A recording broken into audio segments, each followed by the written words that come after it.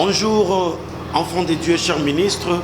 Vous qui nous suivez de partout, ma joie est à son comble de présenter pour vous cette grande émission, je cite les Bila. Nous allons parler de grandes choses. Au jour d'aujourd'hui, nous allons parler de la grande croisade que réalise l'homme de Dieu, apôtre Gédéon Kayembe. Sur ce plateau circonstanciel, nous avons reçu bel et bien les hommes de Dieu. Il s'agit de l'homme de Dieu, le visionnaire, les représentants légaux d'une grande communauté, je cite Ebenezer Mission. Il est aussi le président de ce qu'on appelle AGK Ministry. Il est l'apôtre Gédéon Kayembe. Bonjour, apôtre Gédéon Kayembe. Bonjour, docteur Patrick. Et à son côté gauche, nous avons l'homme de Dieu, prophète Bouka Zaché. Il est là avec nous. Bonjour, l'homme de Dieu. Que Dieu vous bénisse. Et à son côté droit, il y a l'homme de Dieu, pasteur Didier Lopinga. Bonjour, que Dieu vous bénisse. Et derrière l'homme de Dieu, il y a des serviteurs de Dieu. Nous voyons le révérend Joël Fogo. Il y a la femme qu'on appelle pasteur Jocelyne, elle est là. Et il y a aussi la présence de l'homme de Dieu, pasteur Papi, qu'on appelle papa social. Avec eux, nous allons parler de la grande festivité des miracles et des délivrances qu'on appelle Fémidé. Et au jour d'aujourd'hui, nous avons l'homme de Dieu, AGK. Bonjour, apôtre Gédéon Kayembe. Bonjour, docteur. Vous qui nous suivez aussi sur YouTube, nous sommes sur Gérada Kayembe TV. Abonnez-vous massivement. Vous allez suivre cette grande émission, Les Bilans, que présente l'homme de Dieu, le docteur Patrick Bendiciel, 12e étoile majeure. L'émission est bel et bien bilingue. L'homme de Dieu, Likambango Nini, Otiki Kati, Otiki à la église Obima Libanda. Jésus allait partout, non? Jésus allait partout, en Galilée, en Samarie, en Jérusalem. Il prêchait. Brazzaville, Brazzaville, Boukani, Brazzaville, Boukani, Brazzaville, Moté, juste empêchement du Canada. Donc, Brazzaville saturé au Limaté. Donc, tu es balaka. Anengo ba problème ebele makambo ya bitumba na est na guerre yo bimi libanda. Eza une tension pour na kobondela pour na bandeko ya est ou bien c'est comment? C'est lui qui est dans la souffrance qui prie. Pourquoi mboka tozana pasi ya bandeko ya est to sambela pour na bango zali moko ba contribution de biso. Nous allons prier pour l'est et la FARDC. Merci beaucoup pour l'est et la FARDC. L'homme de Dieu apôtre prophète Bouka Zaché. Ozali moko ya ba ami ya AGK ezali kamuni nango kolanda moto pe ko soutenir AGK aza moto malamu pona bino ou bien c'est comment bolimbo ça la plateforme eza parti politique ezali kamuni nango kolanda moto na Nzambe pona événement ya libanda pour kala mingte propagande pezoza bobanda ka. Merci docteur. Ezali propagande balandaka place étoile les amis. Place étoile les amis nde balandaka ba soutenaka yango. Moni tolandi mutu aza n'importe qui te tolandi mutu aza na iloko ya Nzambe aza na iloko ya Nzambe et puis toye kotia loboko na évangile lelo ndenge baby bozondi beleka tozondi mela ye parce que tomoni babilembo na ye babilembo ya ministère na ye nde pousse biso to soutenir bilembo wana. Merci beaucoup. Ba soutenir bilembo wana pasteur Didier Lobana ezali kamni nango pembeni ya moto na Nzambe AGK otiki église na makambo na yo olobite o soutenir homme de Dieu AGK na événement monene ya libanda oyo ko sala matoka annoncer lieu pe kala mingi te kombo événement yango eza esengo mingi soki bosangani na moto pe bomemi eloko tomba. Dieu nous a appelés à chacun tangu maître linia kende mission abengi basali bazali misato moko apesi 5 musu apesi misato moko apesi moko. Alors oyo azana talent ya kobima libanda pour soutenir ye pour musanza beke biso. Voilà pourquoi toye ko soutenir mutu oyo nzamba apesi libonza wana ya kobima libanda pour ba am papika. Merci beaucoup l'homme de Dieu pasteur Didier. Saint-Père AGK bakumwe belé AGK prophète lelo bona habité oyo ko yela ngande na koloba kobimano libanda balobaka pesa lito ya gauche na mutu wa Yeshua lito ya droite na mutu wa Resisa okende ko tuna nani au consulter nani par rapport à sortie na yo aux malibanda pour un événement. Ou bien yo mo kaka obité na pour ma papu na ngamo. En fait, avec l'aide de la grâce de Dieu et l'humilité que le Seigneur nous a donnée, il y a l'un de mes grands amis de la commune, que je salue, le prophète Léon Lupeto. Lui, moi c'est un ami, c'est un frère. Il a fait à plusieurs fois, il a fait je crois 10 éditions sur les lieux. Et je l'avais vu, on a parlé sur le haut et le bas des activités. Pour consulter doyen Ngabate. J'ai reçu la bénédiction du Père, l'apôtre Tambouliko, que je salue, parce que lui c'est avec papa. Il y a 3 générations qui ont boosté, et il y a un papa. Et nous avons besoin de sa bénédiction, on avait déjà les Pambolinae. Et voilà, lui c'est le Père. Hein. Au sol, c'est compliqué. Hein. En fait, nous avons que à précurseur. Diego Kawa a découvert la mouchir du fleuve Congo. Le fleuve Congo a commencé à la mouchir, mais ne s'est pas limité à la mouchir. Le fleuve Congo s'est étendu de la même manière qui se passe dans la commune.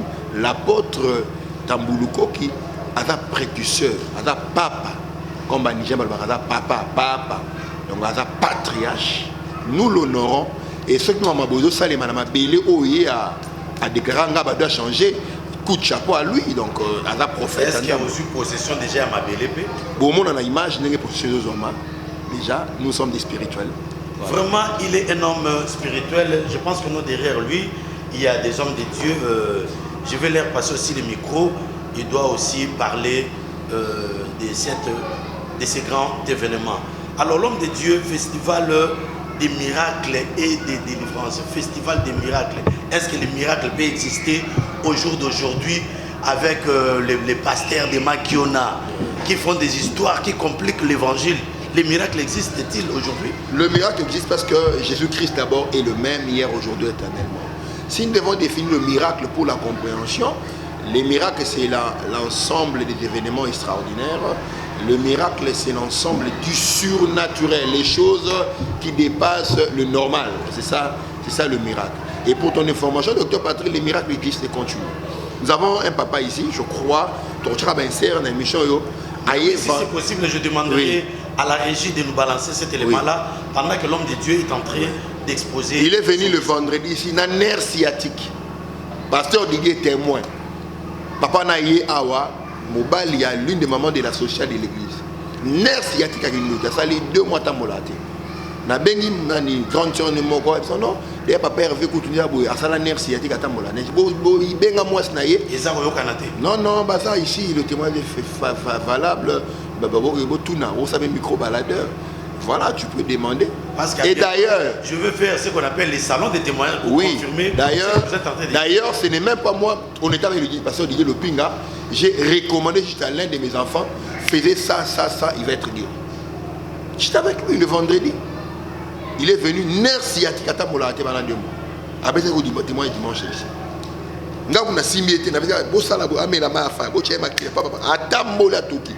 Miracle donc vous a la penza. Je vous dis, et ça fait un surnaturel. Donc tout bien surnaturel, les choses qui dépassent les naturels. Manquionnéa naturel. C'est la peine qui va vivre surnaturel. Vraiment les surnaturels. C'est ce qui dépasse les naturels. Merci beaucoup. Je demanderai à la régie de nous balancer les spots publicitaires de ce grand événement. C'est parti avec la régie. Sala lokolaye aye achekondima akufi soni oliamona pa pasi yuzola nangosa na njili partout zali otana ngalie makitambo otana chango moamba lukunga funa.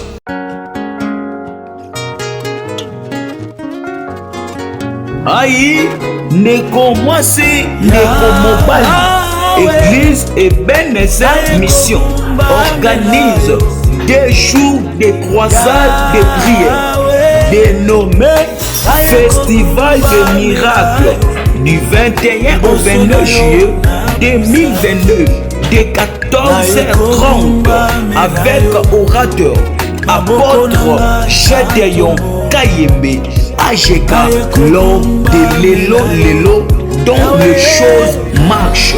Croisade wana monene ekozala bongo na croisement Feshi Frigo na terrain cinquantenaire toza bongo na quartier Louis et référence na biso monene ezali bongo les champignons et toza bongo na commune ya Ngaba et thème na yango monene ezali bongo comme au temps de Jésus izwami bongo na mokolo ya le 21 pe kosila mokolo ya le 22 juillet 2022 et heure précise nango ezali 14h30 et motei principal à côté ezali bongo apôtre Gédéon Kayembe AGK le prophète lelo dans les choses marche et prophète atikala moko na mboka oyo amonaka pe alobaka makambo solo kuuta pa na nzambe. Professeur, avance prophète. Vous êtes allé à l'hôpital. Quand on va à l'hôpital, On vous a dit que c'est un cancer des os.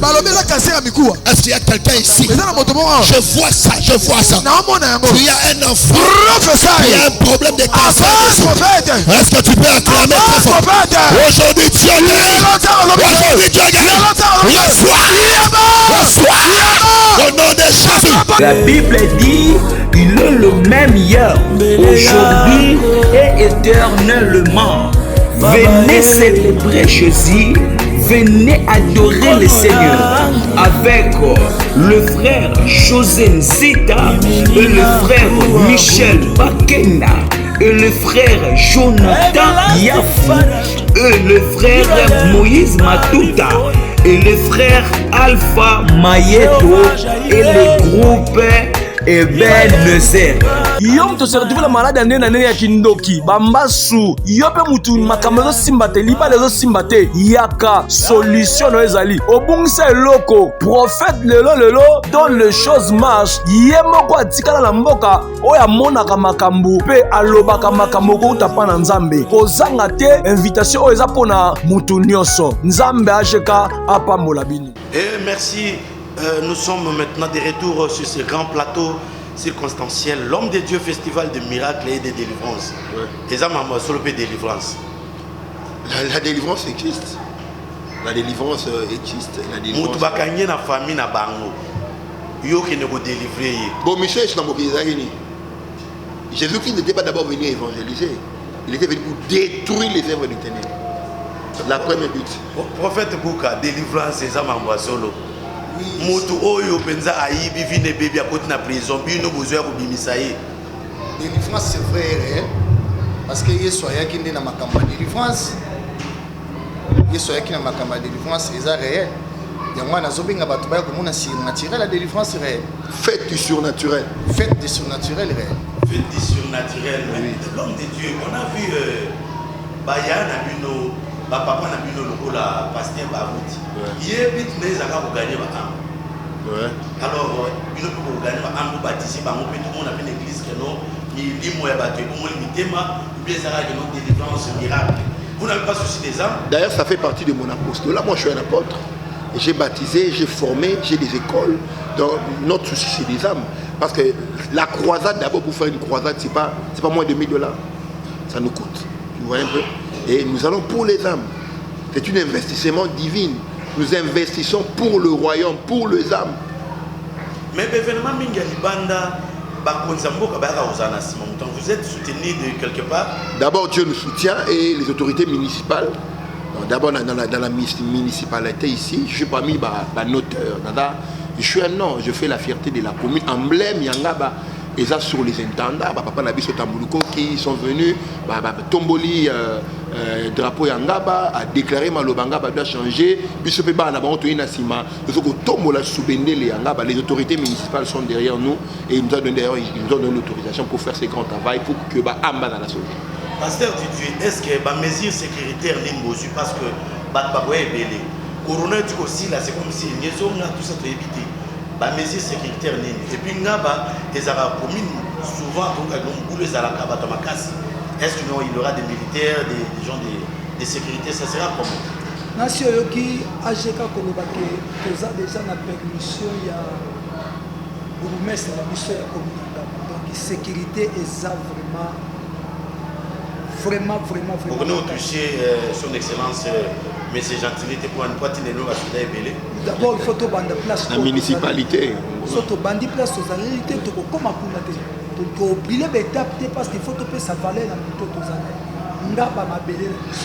Bougumé c'est moi Ngaba. Doit y avoir sécurité des abattus. Bah y bien Ajeka. Papa télé moi Ngaba. Moi Ngaba. Azarab. Association naïe. Donc au cas où Kenembala mon hôtel de vite sans te passer dans mon conduit après ça déjà ça moi ma belé. Mais là, on a une loba nini na makambo tozolo. Viens et vois. Amen. Viens et vois. Papa, Moutou a vous allez encore encourager, viens et vois. Au cahier à zone sans courage, si pour un azaragi courage, il y a ce qu'on booster, il y a un télémaquille. Amen. Sans courage, c'est papa, tout ça, Moussa Monde. Amen. Pour Moussa, les autres, les royaumes des cieux appartient. Appartient au courage. Et puis, ce sont les vieux là qui ne savent pas. Quand l'homme de Dieu a réussi sa vision, c'est le courage. Parce que l'homme de Dieu, émission, c'est le bilan. Évangile, c'est le but de pas tout le monde a pétage, il y a beaucoup de chasse dans les réseaux sociaux, tout ça, des miracles ratés. Aujourd'hui, nous allons les sûr que non, impact aux Moussa. Bon, ça dépend de mandat, de la focalisation de la mission. En fait, moi je dirais une chose, un miracle raté, c'est la crise d'onction. Et tout le monde a une mission, moi je te l'ai dit sur le Zoom, et la crise d'onction. Manque, il y a vie de prière continue. Donc pour vous dire que, il faut oser. Après tous ces vents ici, il n'y a pas eu des actions de réveil, papa. Les gens ont peur. Et vous allez voir qu'après Oyo, nos frères auront du courage aussi de frères. C'est pendant mon tour. Oui, c'est le courage, non? Sois fort et courageux, car grâce à toi, car grâce au peuple héritera. Donc, sois courageux, sois fort et tu es père Moutou. On va parler des AGK Ministry. Avant d'en parler, j'aimerais que la régie nous balance un peu les spots publicitaires de ces grands événements, festival de miracles et de délivrance. Si la régie est d'abord avec moi, Nao Tempeso Wakepode Amarari Ouvetou, c'est parti. Sala Lokolaye, Aye, Achekondima, Akufi Soni, Oliamona pa Pasi. Yuzola nangosa na njili partout zali. Otana ngalie makitambo, otana chango, moamba, lukunga, funa.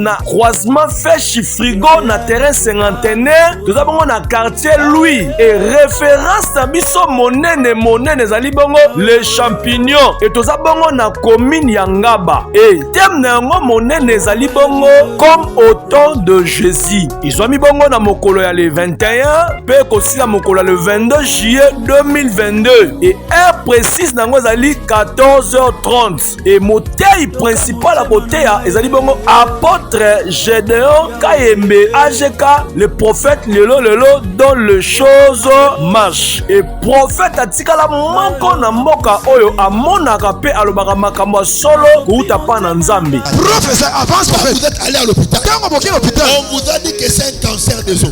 cancer à Mikou. Est-ce qu'il y a quelqu'un ici? Je vois ça. Tu as un enfant. Professeur, il y a un problème de cancer. Avance prophète. Est-ce que tu peux acclamer très fort? Aujourd'hui, Dieu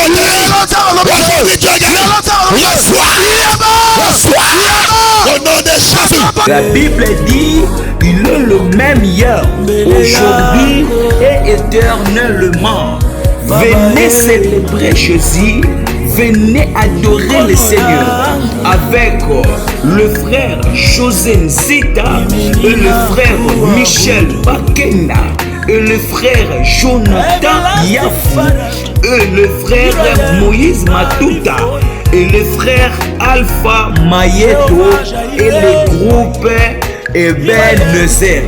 Yo mto se retrouve la malade ane na nene ya kindoki bambasu yo pe mutu makambo zo simbate liba lezo simbate yaka solution no ezali obungisa eloko prophète lelo dont les choses marchent ye moko atikala na mboka oya monaka makambo pe alobaka makambo ko utapa na nzambe kozanga te invitation oyo eza pona mutu nyonso nzambe ajeka apambola bino. Et l'homme de Dieu, on va parler de l'AGK Ministry. Aujourd'hui, le terrain encore à Yomoko, ou bien vous avez accompagné par d'autres pasteurs, parce que tout le monde a CPC, il y a pasteur Kiziamina, il avait beaucoup de pasteurs autour de lui, au Basoutina qui est pour l'événement de Simba. AGK va partir seul avec son église Ebenezer Mission, ou bien AGK Ministry avec, en collaboration avec plusieurs pasteurs. Comment cela va se passer? Ozali secrétaire particulier à AGK Ministry. Mais ici, je porte la peau du journaliste. Oui, vous savez que derrière nous avons plus de 500 pasteurs. Et cette fois-ci, tu es associé. Quelle est jalousie? Ah non, papa. Et ça m'a belé, tu es dans l'Angaba. Dans l'Angaba, Bandeko Angaba, n'est pas sorti de Pinga. C'est un doyen de la commune. Bouka, la porte Jaché, nous avons le pasteur Fogo, ils ont un échantillon. Nous avons le pasteur Fils CB, nous avons le prophète Léon Lupeto, nous avons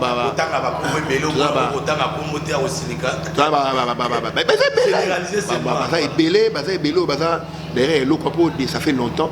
Action pour réveil, ça et puis natif autochtone, fruit nangaba, to bani musa nangaba, kombo nangaba, pour déjà pour Tamulko a déclaré que Ngaba doit changer. Tu as fouillé la déclaration tu bani Ngaba, tu tombes Ngaba et combo bimi Ngaba et qui aux alentours. Il n'y a pas de lieu sec, il n'y a que des hommes secs. Oh, c'est comment ça? C'est-à-dire que Bissike Kaoke Zalate, Batuni Bakauka Batala. Donc ils ont limité Tende au la grande église, ils ont mouton moutonné au la grande église. On va vraiment rentrer en profondeur pour parler du thème et du prédicateur. Pasteur, prophète Zaché Bouka, une batuboye le baba allié. Et vous avez dit que nous avons dit que nous avons dit que nous avons dit mais pour nous, nous avons dit que nous avons dit que bon, aussi, monsieur touche. Moni Nalimina Baksaloko, pasteur Didier Pingalobaki vient et voit. Ils ont un festival. Tout sangani pour intérêt à Nzambe ezana. Mais intérêt na binezani. Intérêt na biso ezana intérêt à Nzambe ndezani. Oza sur na bambozo loba. Intérêt à Nzambe ndi. Intérêt na biso. To sangani pour intérêt à Nzambe et ezana. Parce que miracle est possible. Nzambe azawa. OK, merci pasteur Didier. Soutien na bino ekozani penza. Pour autant moulape bolati pe ba polo AGK bozo kabola pe ba track bozo ça pe ba invitation comment bozo tambola pe apporte pour nous soutenir. Est-ce cela est vrai ou bien c'est une flatterie parce qu'il est là? Bon, na yebité na évangile soki flatterie moko ezalaka. Ezali papa na mokila. Si du moins otuni na ngaba pasteur Didier Lompinga sango mokonzi ba yebisa.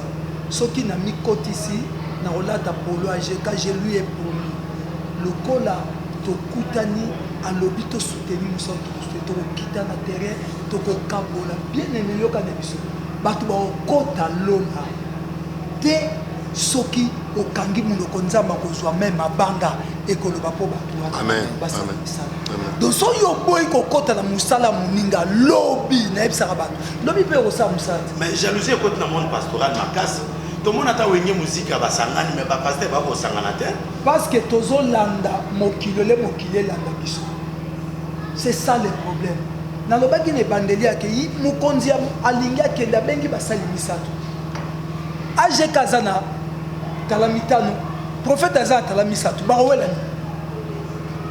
Ba wela le côté musala nzambe za musala ya concurrence moko loyal muninga sali bonasa be polo ku nzambe ke mais soki to komi yango moni makambo lobaki ya manki on komi parce que carence ya onction vie à prière et kufa mutu na lobi Matthieu kuta lobi laissez-les croire ensemble papa nazo ba mingité viens et vois amen tout mon makambo et ça. Merci beaucoup. On va parler du thème de ce grand événement. L'homme de Dieu, quel est le thème? Comme au temps de Jésus-Christ. Pourquoi comme au temps de Jésus-Christ? Vous vous comparez avec Jésus-Christ? Mais il vit en moi. Comme au temps de notre Seigneur Jésus-Christ. Cela veut dire qu'il y aura des miracles authentiques. Comme au temps de Jésus-Christ.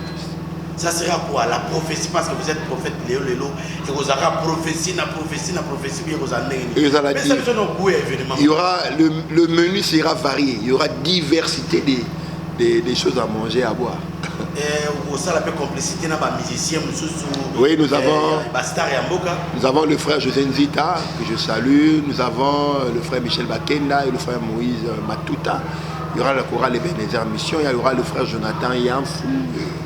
Voilà un peu, il y aura aussi des orchestres d'accompagnement. Est-ce que aujourd'hui tu es en préparation spirituelle? Oui, ça m'a pris 6 mois. 6 mois de préparation? Oui, je faisais 6 mois. Et pendant que je préparais cela, on a côté un challenge au matin. Des challenges graves. On a des souk et belé, on a PGM 40, on a Gênes à 21 jours à mois de janvier, mars, tout comme ça. Et ceux qui ont quand même belé, 4 jours en juin, si nous avons dit, il m'a libéré dans le mois de juillet, après il y a le 21. Pour ces 2 grandes journées, vous êtes prophète, pourquoi 2 grandes journées? Tout le monde a 7 journées, 3 journées, pourquoi seulement 2 grandes journées? C'est la confirmation de l'alliance. La confirmation de l'alliance. Chiffre D. L'alliance. Vous êtes terriblement terrible. Il s'agit de l'homme de Dieu, apôtre Gédéon Kayembe, le prophète Lélo Lélo, qui organise ce grand événement. Il est ici sur notre plateau spécial, les bilans. L'homme de Dieu, date de événement et salama. Tout ça, jeudi au 21 juillet, à 14h, vendredi 22 juillet, à 14h. À 14h? Ouais. Au débordé, c'est comme à 23h. L'ère du début est connue, l'ère de la fin. C'est la vie de l'église, c'est-à-dire nous sommes habitués. Ou comme on a en église, on va dire à 12h. À 12h, tu seras à 18h. Ça va quitter, tu seras à 17h. Et ça, makamya ko melate, et ça makamya zala na matière, penguya zambi, et zala démontrer, c'est tout. On va encore chercher quoi? Oui, Zambé, et zala démontrer. Alors, qui sera le prédicateur? Je suis le prédicateur. Vous êtes le seul prédicateur. Pourquoi ne pas associer d'autres? J'ai déjà associé certaines personnes.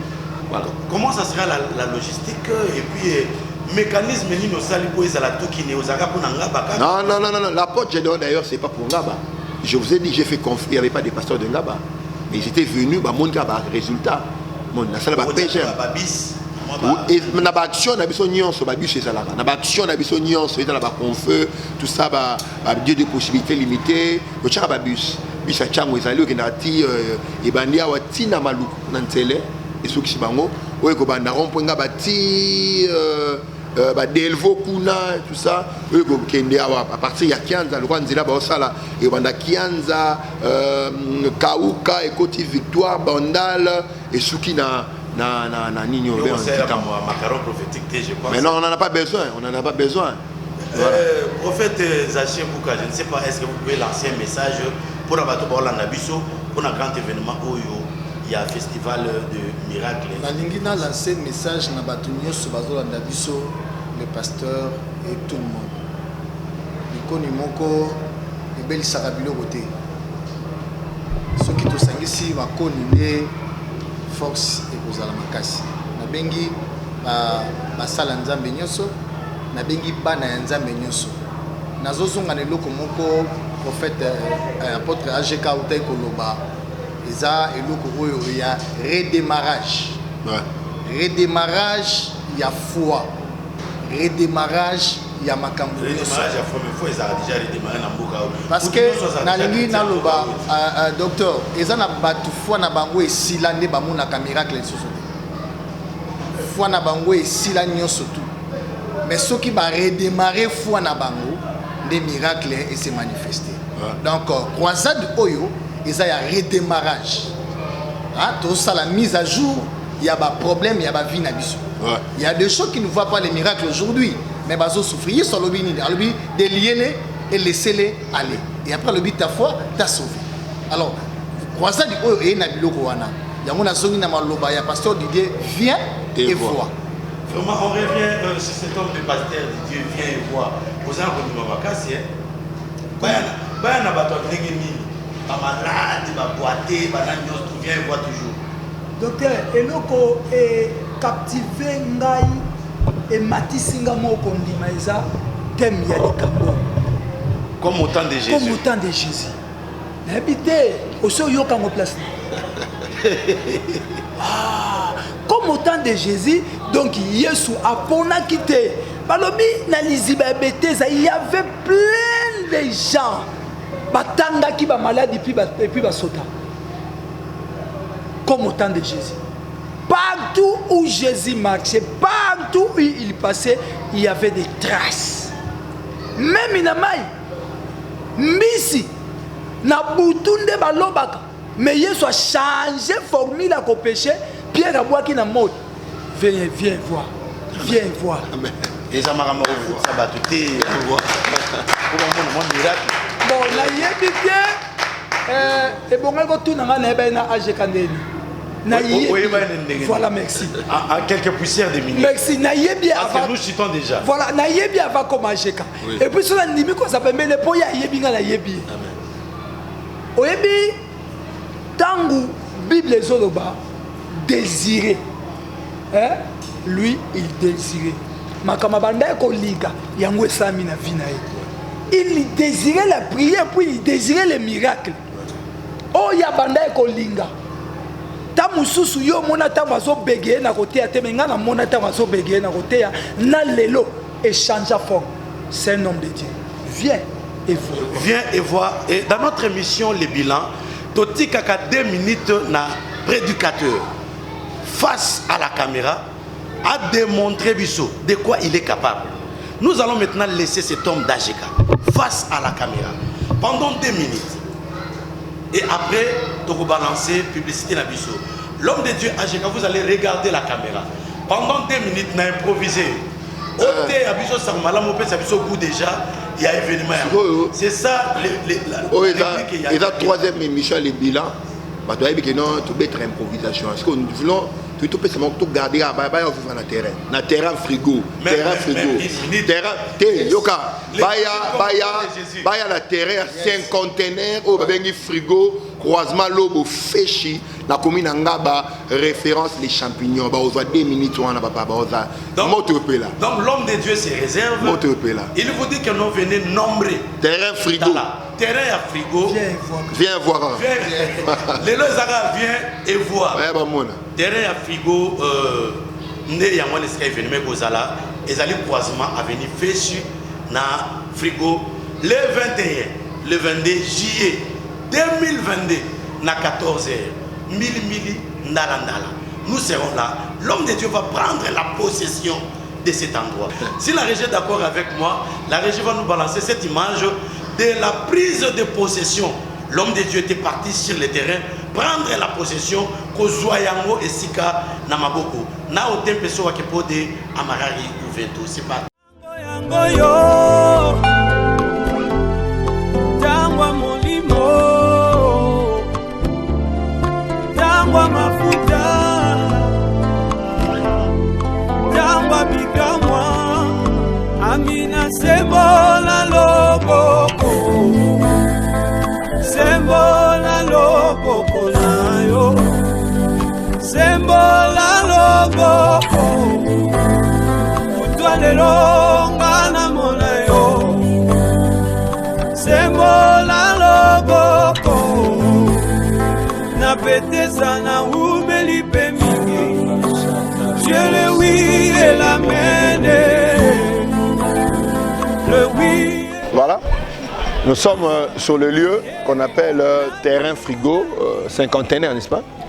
C'est là où on va organiser la croisade qui commence déjà ce 21. Donc l'arrêt c'est le champignon. L'arrêt c'est les champignons, c'est là-bas. Et il y a certaines personnes qui vont venir à partir de l'université, qui vont descendre sur l'avenue Féchi, na Prince, na l'université, na Lafayette. Donc Boye Badboria na l'université Lafayette. Voilà, bah Kétina Lafayette. Et bah Zui avenue Féchinga, bah tout droit dans le lieu. Bah voyez la partie à commune Angaba. Boye, super lemba, tout par Kianza. Bah Goya Areza le champignon, référence hôpital Bobila. Voilà, c'est le lieu où on va tenir la croisade. Nous sommes venus déjà dédier ces lieux entre les mains de Dieu. Nabisika oyo elo muso salemate.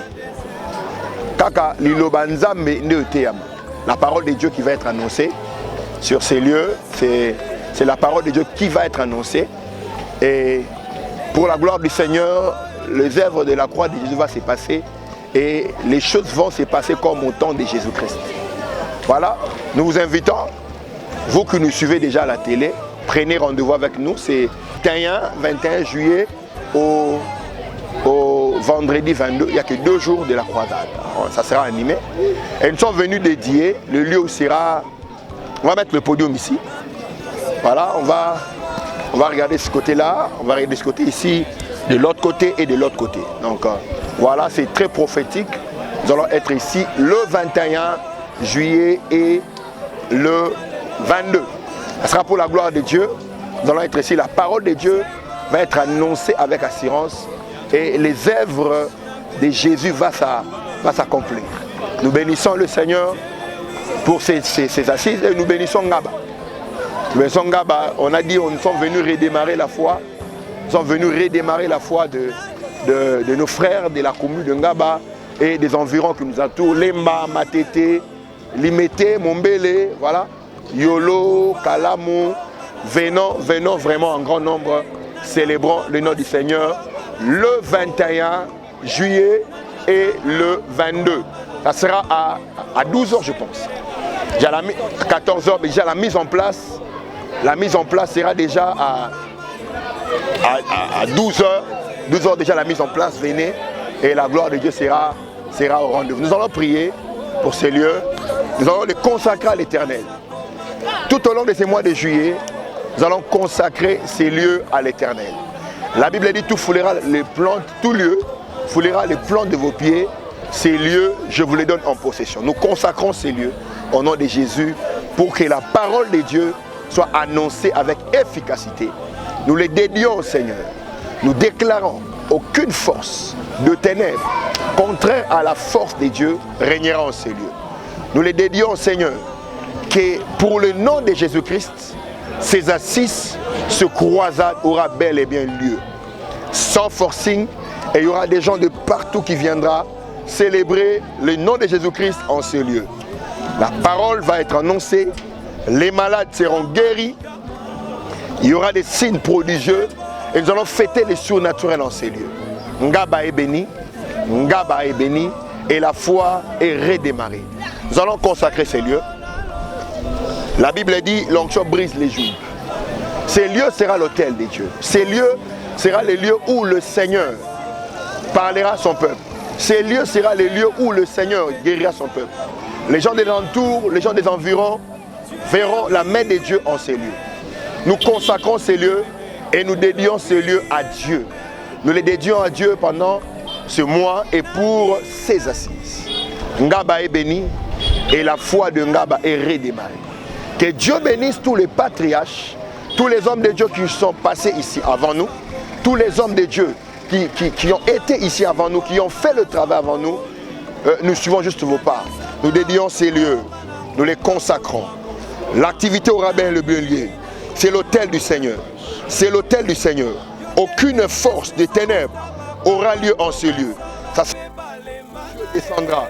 La parole de Dieu sera annoncée en ces lieux. Au nom de Jésus. Milimo et contre la bisika oyo. To pas meliango to bebisango. To zui possession à bisika oyo.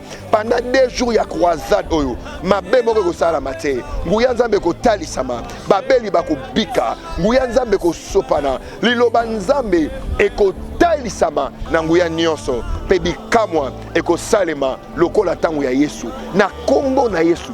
To zui possession ya bisika oyo. To contrôler bisika oyo na kombo na Yesu. Et komami bisika nyonso boko chama tambe na bino et pesa melibino frigo o pesa melibiso frigo ozana se ya maboko na makolo na biso nguya moko te ko dominer awa liloba nzambe ne ko dominer pe kombo na Yesu Christ ne ko dominer na kombo na Jésus Christ. Amen. Voilà, le lieu est dédié et consacré. Le prophète Lélo dont les choses marchent au terrain frigo. venez prendre part. Ne ratez pas aux assises. Bana ngaba, bana mabele, to bengi bino, le 21 juillet, na le 22. Prophète Léo Lelo, azara ngaba na masasu numéro 6. Donc to bengi pe bana ngaba, baya ebele na croisade de la awa na terrain oyo. Le 21 na le 22 awa na terrain frigo. Oyo ba papa na biso tambulko ki baleka, ba prophète Léon baleka, ba sala nzamba minene, ba prophète Kizamina baleka et prophète Lelo dans le choses aux marches. Tozala na mabelo ya frigo le 21 à le 22. Nzamba pa bolabino bobo sanate le 21 juillet 14h, le 22 juillet 14h. Nzamba pa bolabino wana koya nazomona clairement que makamna yo ekotambola lelo kanvu. Bye bye, merci. On se voit le 21 juillet et le 22 juillet ici pour la croisade à 14h. Merci, que Dieu vous bénisse. Merci beaucoup. Nous sommes arrivés presque à la fin. Nous allons donner aussi une petite parole à ceux qui sont derrière l'homme de Dieu. Je ne sais pas si la régie est d'accord avec nous. Nous voulons faire parler l'homme de Dieu, Joël Fogo. Il est derrière le pasteur Didier. Pasteur Didier Azoloba, Mingi vient voir en tout cas. Pasteur Fogo. Merci docteur Patrick. Makambo eza makambo bana nzambe. Toza na ngaba, toyebi ngaba malamu. Bato ebele baye na ngaba, bakoti makambo ezalaki na ngaba te. Toyebi ngaba na temps ya groupe de prière na apôtre Tambulukoki. Père Nabicho alobaki ke ngaba doit changer. Lelo croisade oyoza toye ko redémarrer foi. Tuzuzungisa batu kondima batu atabisike ezalaki defai ezonga epai na nzambe ba défaillance ane longwa. Kondima nde botaka miracle. Yango yo ezali festival ya miracle. Na nzela ya kondima tozongisa kondima epai na batu po batu babanda komona miracle authentique. Toza na posa te ba miracle ya masolo, toza na posa te ba miracle o batu bashalaka ya kosala. Toza na posa miracle ya nzambe, pe nzambe tilelo azosala miracle pas zo continuer kosala. Merci beaucoup les éminents hommes de Dieu. Nous sommes arrivés presque à la fin de cette grande émission Les Bilans. Pasteur Didier, mot de la fin na yo ekozanini par rapport à grand événement au Lubini. En mot de la fin nangai ezali kolobake Yesu azokota na Naïm ezalaki na veuve moko akufela mobali atikalaka na mwana wana. Alors ekomaki rencontre ya deux cortèges. Cortège ya ebembe na cortège ya esengo. Il faut moko rapporter. Nous avons dit assez naba biloko yozo samba kabal bani. Mais cette fois-ci nzambe aye na nzela musali na ye pona ko redémarrer eloko moko nde yango tozo benga. Boya bino nyoso. Obo comment na niveau mwana mwasi ya veva naïm parce que Yesu azo na cortège na ye. Viens et vois mwana kozonga na bomo. Merci beaucoup révérend Bouka et puis on va clôturer avec les visionnaires. Révérend Bouka, votre dernier mot. Merci. Naloba nanga ya suka eza nalingi naloba pour moko Yesu azokende sambela pona mwana ya Jairisa akobela kufi mais nzoka nde ezalaki na mwasi moko bachaki musika parce que azako saigner makasi bachie musika ezalaki likambo na ete mais tanga yokai kaka so ya pamba ya Yesu azoleka makambo oyo azalaki na ngoposa esimbi ye nalingi naloba nini mosala nzamba ki azwi mabele azwi eko affecté na ba mapangu nyonso to omona mutu oyo abela atambolaka te azoko akobima koya na campagne te eko simba ye ndenge simba ki mwana mwasi oyo ya perte ya sang pendant 12 ans yango nalingi na bisa batu yaka omona makambo nzamba osala. Merci beaucoup yaka omona makambo nzamba osala. Toujours clôturer par le prophète Lelo apôtre Gédéon Kaïm. Vieux Tamoko Gamba qui Ngaba doit changer Yolobini. Oui, amen. Ngaba doit changer. Et redémarrage en moins salamite. Yolobi redémarrage. Mukolo lobi est changé. Surtout un redémarrage car on dit ma. Ngaba est changé déjà par rapport à Maloba Mukolo Yampaka Tambulkoki. oyokaki lisolo moko pasteur moko azolesa bato bazelo ya Jérusalem awa na ngaba yango wana te eza mpe moko ya redémarrage na yo olesa bato bazelo ya Jérusalem biso anti-valeur nyonso eza contre la doctrine. Moi je suis un apôtre, non? Donc anti-valeur soit contre la doctrine. Nous allons casser ça. Nous sommes venus seulement redémarrer la foi. Donc festival du miracle, but nango eza ba amba dans la sauver, pays condamné dans la redémarrer. Tout ça la mise en jour il y a vie chrétienne. Olobini pour bato bandimaka ote mutu bakisi mutu mabe. Oui. Non, mais dans la vie, l'inanimité est impossible. L'inanimité est impossible. Négatif. Les gens qui ne nous croient pas ou qui nous critiquent sont minoritaires. Les gens qui cherchent à nous découvrir sont majoritaires. Tu es un redémarrage à foi en terrain. C'est très important. Voilà, les gens qui nous critiquent sont minoritaires. La groupe va critiquer Jésus. Saïdiciens, pharisiens, le foule qui suivait Jésus, majoritaire. Les gens qui nous critiquent sont minoritaires. Les gens qui cherchent à nous découvrir sont majoritaires. Au moins des frigons et au boucan. Frère Nayo Francis. Oh, c'est un homme de Dieu que j'aime beaucoup. Il fait bien son travail. Viens dans un terrain, il va venir. On n'en peut rien. Vraiment, nous sommes arrivés à la fin de cette grande émission, Les Bilans.